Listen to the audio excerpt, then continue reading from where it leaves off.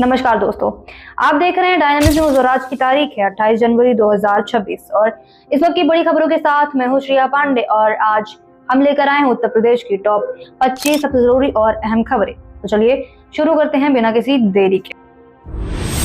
आज की पहली बड़ी खबर, लखनऊ में 16 साल के किशोरी का गला घोंटकर हत्या कर दी गई। पुलिस ने इस मामले में 4 आरोपियों को गिरफ्तार कर लिया है। साथ ही प्रारंभिक जांच में आरोपियों ने बताया कि उन्होंने लड़की को सबक सिखाने के लिए कदम उठाया था।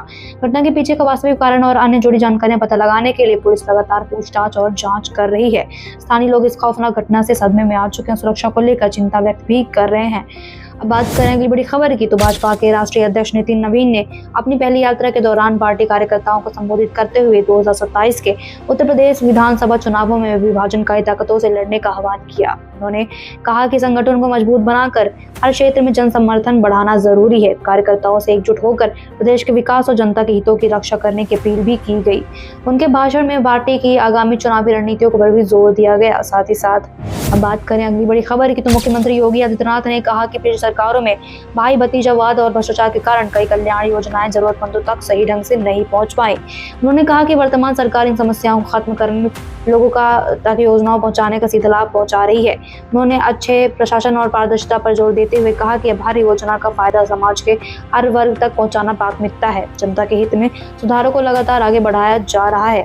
बात करें अगली मुख्य खबर की, तो मुरादाबाद में बुर्का विवाद पर असर नाबालिग लड़कियों की जिंदगी पर पड़ा है। विवाद के कारण एक लड़की को सुरक्षा के लिए शहर से बाहर भेजा गया, साथ ही दूसरी ने ट्यूशन छोड़ दिया और तीसरी अब स्कूल नहीं जा रही है। परिवार और स्थानीय लोग इस स्थिति से चिंतित हैं और वहीं अधिकारियों ने मामले की जांच शुरू कर दी है। यह घटना बच्चों की पढ़ाई और सामान्य जीवन पर भी गहरा असर डाल रही है और समुदाय में भी इसे लेकर बहस जारी हो चुकी है। बात करें अगली मुख्य खबर की, तो मुख्यमंत्री योगी आदित्यनाथ ने अधिकारियों को गंगा एक्सप्रेसवे को फरवरी के अंत तक पूरा करने के सख्त निर्देश दे दिए हैं। उन्होंने कहा कि परियोजना समय पर पूरी होनी चाहिए ताकि इससे आसपास के लगभग 500 गांवों को सीधा लाभ मिल सके। अधिकारियों ने कहा कि कार्य की गुणवत्ता और गति दोनों पर विशेष ध्यान दिया जा रहा है। साथ ही इस एक्सप्रेसवे को पूरा होने से क्षेत्र में संपर्क सुविधा भी बेहतर हो जाएगी और आर्थिक गतिविधियों को भी बढ़ावा मिलेगा। अब बात करें अगली मुख्य खबर की, तो शाहजहांपुर में एक जोड़ा कैफे में उत्पीड़न के बाद खिड़की से कूद गया। घटना तब हुई जब उन्हें आईडी दिखाने और वीडियो बनाने को लेकर दबाव महसूस हो चुका था। इस कदम से दोनों गंभीर रूप से घायल हुए हैं और पुलिस ने मामला दर्ज कर जांच शुरू कर दी है और आसपास मौजूद लोगों से जानकारी भी जुटा रही है। साथ ही स्थानीय लोग इस घटना से हैरान और चिंतित हैं। वहीं सुरक्षा और जागरूकता पर सवाल भी उठाया जा रहा है। अब बात करें अगली मुख्य खबर की, तो लखनऊ में यूजीसी के नए नियमों पर विरोध तेजी से शुरू हो चुका है। इस विरोध के चलते 11 वर्ष बीजेपी पदाधिकारियों ने पार्टी से इस्तीफा दे दिया है। उन्होंने कहा कि नए नियमों ने शिक्षा और प्रशासन के उद्देश्य से भटकाव पैदा किया। नेताओं ने इस कदम को अपना विरोध जताने का तरीका भी बताया। साथ ही शहर और राज्य में इसके मामले को लेकर राजनीतिक हलचल बढ़ गई है और स्थानीय मीडिया व जनता में इसे लेकर चर्चा जारी है।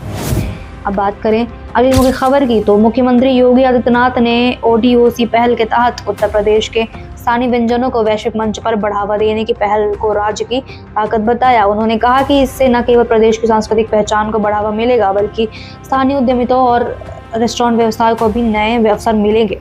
इस योजना के माध्यम से प्रदेश के पारंपरिक स्वाद और व्यंजन दुनिया भर में पहुंचेंगे। साथ ही अधिकारियों को निर्देश दिए गए हैं कि इस पहल को प्रभावी ढंग से लागू किया जाए और अधिक से अधिक लोगों तक इसका लाभ भी पहुंचे।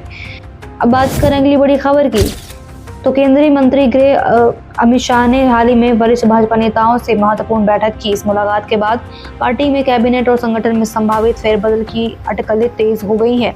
बैठक में आगामी चुनाव रणनीतियों और संगठन की मजबूती पर चर्चा की गई। साथ ही राजनीतिक विश्लेषक मान रहे हैं कि इस कदम से पार्टी में नए नेतृत्व और जिम्मेदारियां की फेरबदल की संभावनाएं बढ़ जाएंगी।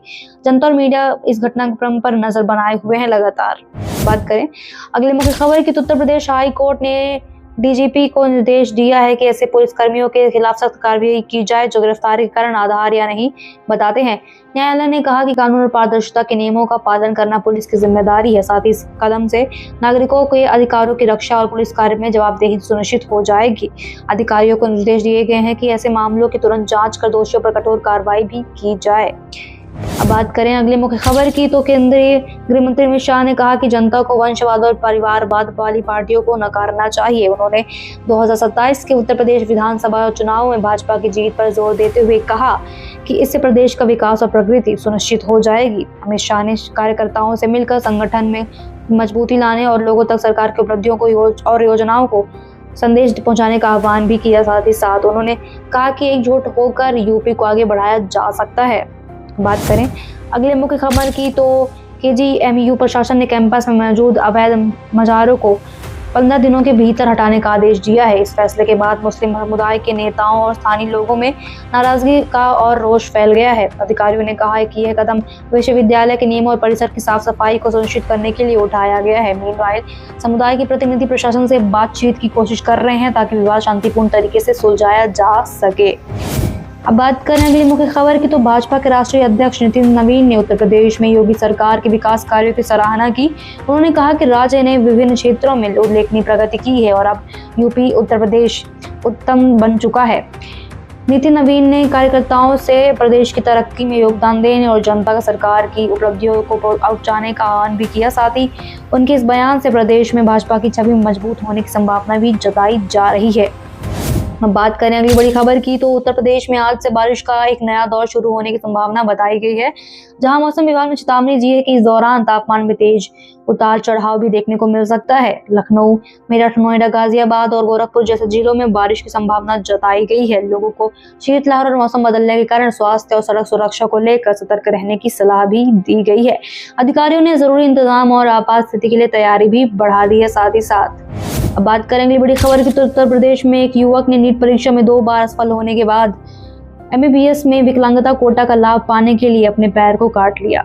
यह घटना समाज और शिक्षा जगत में सनसनी फैलाने वाली मानी जा रही है। परिवार और स्थानीय लोग इस कदम से सदमे में आ चुके हैं। मामले की जानकारी मिलने के बाद पुलिस और मेडिकल टीम घटना की जांच कर रही है। विशेषज्ञों ने मानसिक स्वास्थ्य और दबाव में लिए गए फैसलों पर चिंता भी जताई है। अब बात करेंगे बड़ी खबर की, तो उत्तर प्रदेश में आपातकालीन तैयारियों को मजबूत करने के लिए सभी 75 जिलों में ब्लैकआउट के साथ मॉक ड्रिल आयोजित की गई है। इस अभ्यास का उद्देश्य बिजली कटौती और आपात स्थितियों में अधिकारियों और कर्मचारियों की प्रतिक्रिया क्षमता को परखना है। प्रशासन ने कहा कि ऐसे अभ्यासों से जरूरी रणनीति और समन्वय में सुधार होता है। साथ ही नागरिकों को भी सूचित किया गया है और सुरक्षा व आपात प्रोटोकॉल का पालन सुनिश्चित किया गया। बात करें अगली मुख्य खबर की, उत्तर प्रदेश के 4 ट्रांसजेंडर व्यक्तियों को इस वर्ष गणतंत्र दिवस समारोह में विशेष रूप से आमंत्रित किया गया। यह सम्मान उनके वर्षों के संघर्ष और समाज में योगदान की पहचान को बताता है। मुख्यमंत्री योगी आदित्यनाथ और राज्य प्रशासन ने इसे सामाजिक समावेशन और समानता की दिशा में एक महत्वपूर्ण कदम बताया। आमंत्रित ट्रांसजेंडर व्यक्तियों ने कहा कि यह अवसर उनके लिए गर्व का क्षण है और इससे समाज में उनकी स्वकीयता भी बढ़ेगी। इस पहल को कई नागरिकों ने सराहा है। साथ साथ बात करें अगली बड़ी खबर की, तो संभल में सीजेएम का फेरबदल कर लिया गया है। वहीं मस्जिद सर्वे का आदेश देने वाले जज को वापस भेज दिया गया है। प्रशासन ने इस बदलाव के पीछे औपचारिक कारणों को बताया है, लेकिन यह कदम स्थानीय स्तर पर चर्चा का विषय बन चुका है। राजनीतिक और सामाजिक वर्गों में इसे लेकर मतभेद और सवाल उठ रहे हैं। अधिकारियों ने कहा कि न्यायपालिका में बदलाव नियमित प्रक्रिया के तहत किए गए हैं और इसका कानून और प्रशासन पर कोई असर नहीं बताया जा रहा है। अब बात करेंगे मुख्य खबर की, तो उत्तर प्रदेश में आज शाम 6 बजे राज्य भर में ब्लैकआउट मॉक ड्रिल आयोजित की जाएगी, जहां प्रशासन ने सभी निवासियों को इस अभ्यास के बारे में पहले से ही सूचित कर दिया है। इसका उद्देश्य आपातकालीन परिस्थितियों में बिजली कटौती और आपात प्रतिक्रिया की तैयारी को परखना है। अधिकारियों ने कहा कि नागरिकों को संयमित रहने और सुरक्षा नियमों का पालन करने की सलाह भी दी गई है। इस अभ्यास से आपातकालीन व्यवस्थाओं सुधार में कर्मचारियों की तत्परता बढ़ाने में मदद मिलेगी। अगली मुख्य खबर की बात करें तो उत्तर प्रदेश में आज 12 साल की एक लड़की की हत्या का सनसनीखेज मामला सामने आया है, जहां पड़ोसियों ने बच्चे का अपहरण कर फिरौती मांगने की योजना बनाई, लेकिन बाद में उसे मारकर शव को बाथरूम में दफन कर दिया। पुलिस ने इस मामले की गंभीरता को देखते हुए जांच शुरू कर दी है और आरोपियों की गिरफ्तारी भी कर दी गई है।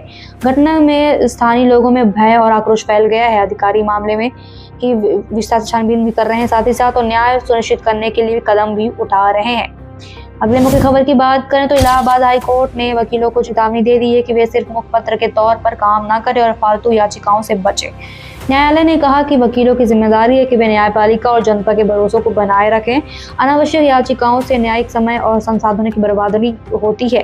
कोर्ट ने स्पष्ट कर दिया है कि वकील केवल प्रतिक्रियात्मक भूमिका निभाने वाले नहीं हैं, बल्कि न्याय और विधिक अनुशासन को सुनिश्चित करने वाले भी होते हैं। अगली मुख्य खबर की बात करें तो मिर्जापुर में धार्मिक रूपांतरण रैकेट की जांच में पुलिस ने 2 लोगों को गिरफ्तार कर लिया है। पुलिस गिरफ्तारियों में एक जिम मालिक और एक जीआरपी कांस्टेबल शामिल है। अधिकारियों ने बताया है कि दोनों पर अवैध गतिविधियों में शामिल होने का आरोप लगाया गया है। मामले की गहनता से जांच जारी है और पुलिस अन्य संदिग्धों की पहचान भी कर रही है। इस घटनाक्रम में स्थानीय समाज में चिंता पैदा कर दी और प्रशासन ने लोगों को समन्वय बनाए रखने की अपील भी की है। अगली मुख्य खबर, स्वामी सरस्वती ने प्रयागराज माघ मेला प्राधिकरण के खिलाफ कानूनी कार्रवाई की चेतावनी दी है। ये कदम प्राधिकरण द्वारा जारी किए गए हैं निष्कासन नोटिस के बाद आया है। उन्होंने कहा कि नोटिस अवैध और अन्यायपूर्ण है और इसके खिलाफ वे अदालत का सहारा लेंगे। इस विवाद ने मेला प्रशासन और धार्मिक समुदाय के बीच हलचल पैदा कर दी है। साथ ही स्थानीय लोग और अनुयायी इस मामले पर नजर रखे हुए हैं और दोनों पक्षों के बीच विवाद शांतिपूर्ण तरीके से सुलझाने की कोशिश भी लगातार जारी है। अगली खबर, मुरादाबाद में जुड़वा भाइयों की हत्या ने गांव की सद्भावना को झकझोर दिया है। पुलिस ने बताया कि मामला ऑनर किलिंग का है और परिवार और समुदाय में इसके चलते तनाव फैल गया है। स्थानीय लोग और प्रशासन घटना की गंभीरता से चिंतित हुए पड़े हैं। अधिकारियों ने आरोपियों की गिरफ्तारी के लिए जांच भी शुरू कर दी है और मामले की शांतिपूर्ण ढंग से सुलझाने के प्रयास भी किए जा रहे हैं। इस घटना ने ग्रामीण समाज में सुरक्षा और न्याय को लेकर बड़ी चिंता बढ़ा दी है।